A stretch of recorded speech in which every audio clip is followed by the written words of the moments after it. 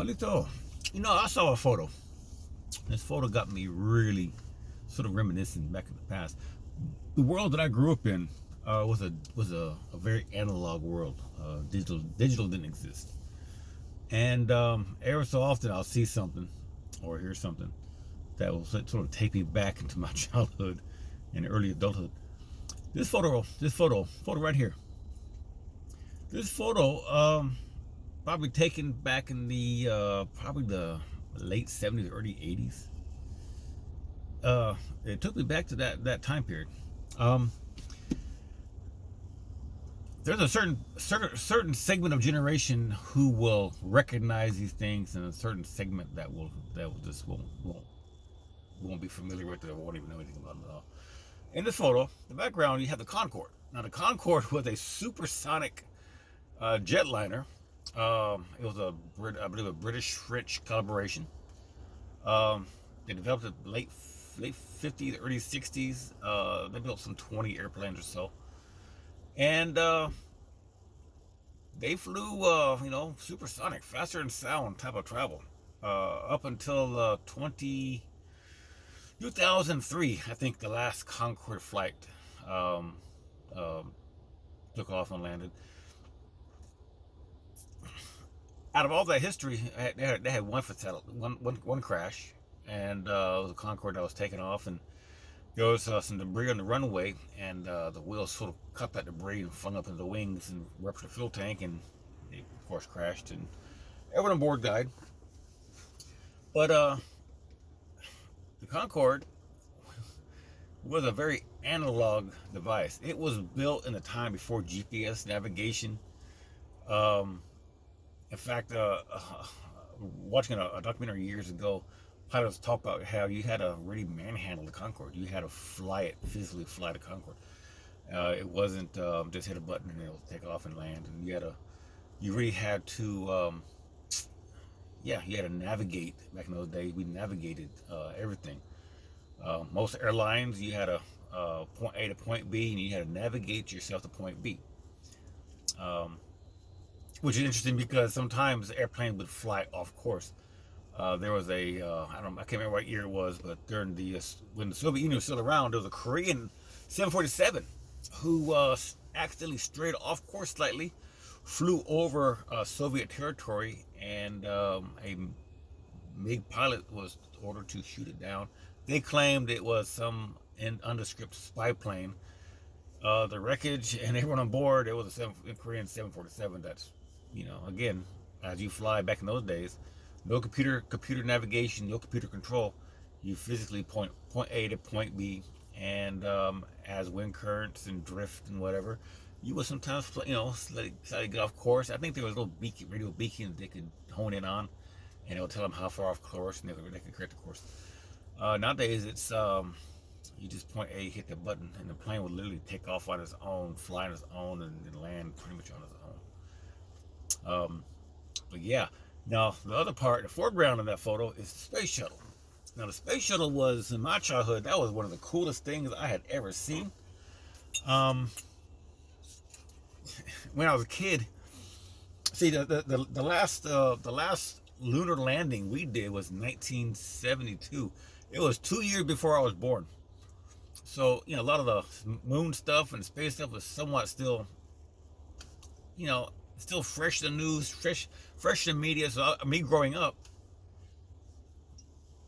the idea of seeing this new space shuttle, my idea was you're gonna fly up on these rockets and land that shuttle on the moon, do what you gotta do, and then take off and come back to Earth. I was a kid. I didn't know nothing about those days. But the space shuttle, another thing, it was very analog. It was not, I believe the earlier, I think it was Columbia. Columbia got lost. They built Atlantis. The earlier, or the later, the later model of the space shuttle, I believe the space shuttle the last takeoff and land was 2011, I believe it was.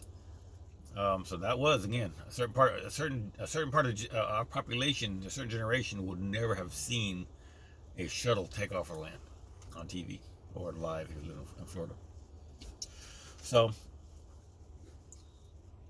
look at these kind of photos. Take me back to that time period. I used to love watching the the shuttle take off and land.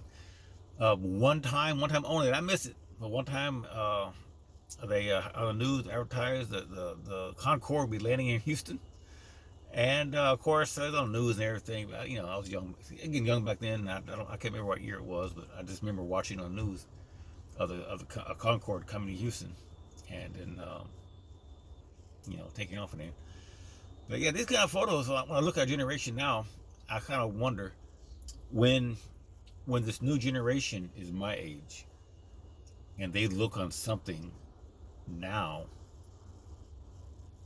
what will they what will be the nostalgia? What will say, wow, that was back then, we don't have that anymore?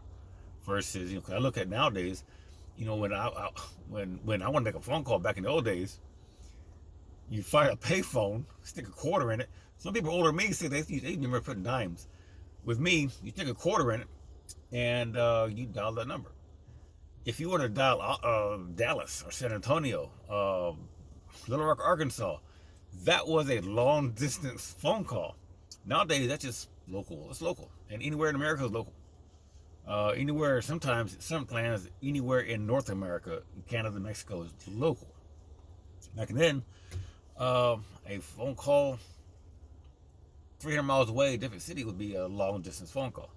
It required more quarters in the machine. Same thing with now we have GPS. I can go in there and punch in where I want to go, and the GPS will speak to me and tell me where to go, how to get there, and tell me speed traps and avoid traffic and blah blah blah. Back in those days, especially here in Houston, has grown so much. We had something called a key map. It was a big old orange book, and this book, very back of it had a map of Houston or Harris County. You know, it was all laid up in grids. So each grid was a section inside the key map. So you want to look something up, you go to that page, and that page would then, you know, and in theory, you could take all the pages out of this key map book, line them up in rows, and you could build a map of Houston that's like 20 by 20 feet. It was just, you know, massive book. That's how we got around Houston. That's how we got, you know, back in those days. If you wanted Dallas, San Antonio, Austin, you had to buy key maps for those, you know, for certain counties. And certain very rural counties, they didn't make key maps for us. You still had to look. You just had to find your way around. But nowadays, Google Maps, I can punch in. It's not even Google. There's a couple map apps nowadays. You can just punch in where you want to go, and a little voice will tell you, go straight, go left, next light, you know, turn around, whatever you want to do. And it's a different experience nowadays growing up.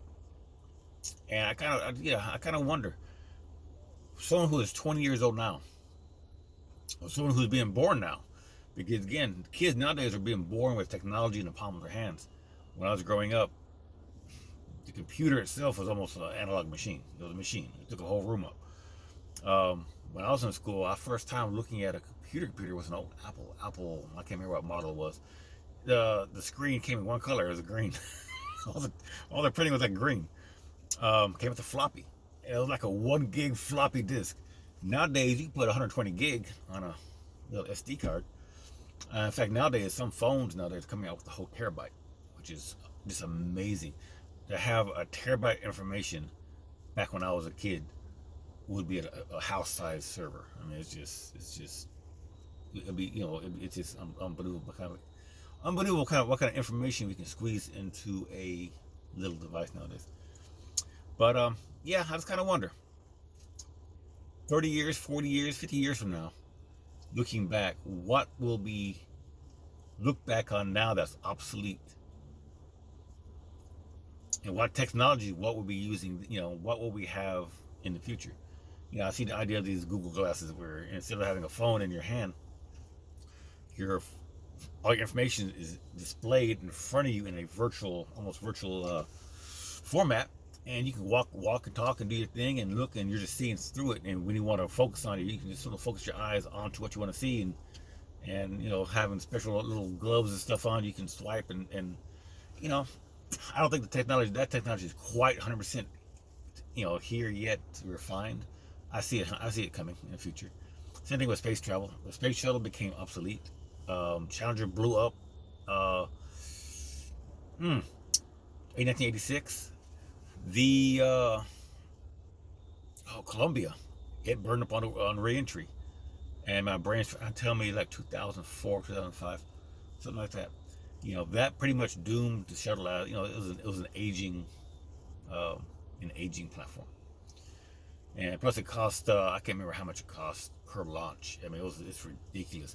I think NASA's goal was to launch one every week or something like that, and the shuttle goes up and your center fuel tank detaches and burns on the way down. Your two little booster rockets parachute back down. You can reuse over again. But the idea of launching a shuttle type vessel, craft in space weekly is not possible. NASA's heavy lift right now they're working on, they're talking about a $3 billion per launch. Because basically, they have basically is a shuttle platform without a shuttle launching stuff in orbit, and you're losing all your infrastructure on the way down. Only thing you recover down is the two side boosters. And at least SpaceX, I think SpaceX is on this on the road of really truly reusable launching and going. And I think by now, shuttle being obsolete in 50 years, what will we have that makes SpaceX obsolete? Or at least SpaceX. I think NASA is pretty much get to the point where the budget is so overran nowadays that they really. I mean, we have civilians now landing on the moon, and that's the cool thing about my time now, our generation now, is when you can have civilians, whether it be SpaceX or the Blue Ghost that just landed on the moon recently. When you have civilians building things that once upon a time only the government could tackle, only government funding could actually afford to build, and that sort of puts you onto a different mindset, because if you're a civilian building a rocket, you don't have a $1 billion per launch budget. I think SpaceX is now launching their Starlink satellites at $10 million per launch now, something, which to me is astronomical. $10 million, a lot of money. But compared to a $1 billion, $2 billion, $3 billion launch, $10 million is absolutely affordable. And the way they're talking now about SpaceX and the heavy lift SpaceX is you launch it and the bottom half comes back in, lands, and you can just refill it. Fuel. Basically, all you're doing is buying fuel. You're not building a spacecraft every time you're launching into orbit. Because the old Saturn rockets to get to the moon back in those days, literally, you launch that rocket and your entire rocket is burned up on the way back down, and the only thing you retrieve is a little cone at the top of the rocket. That's the only thing that come back down, and that's not even reusable. Once it comes down and parachutes down, from if I remember right, those were never reused again. Those are pretty much just shoved aside, stick in a museum somewhere or whatever. So, yeah, I'm kind of curious, how long I'll live to see what's out there. I've seen the VHS go to DVD, go to SD cards, the thumb drives. I've seen cassette tapes go to CDs, go to. I don't have CDs. I don't have thumb drives. I have all my music on my phone. It's just downloaded on my phone. I have a few movies downloaded on my phone. So, what will the future hold that we will look back on and say, man, back in those days, back in 2025, man, that was the old technology back in those days. What will 2025 look like compared to 1985? So that's my thoughts on it. Kind of just when I saw that photo, I was just like, wow. Sort of took me back to that was a different time period.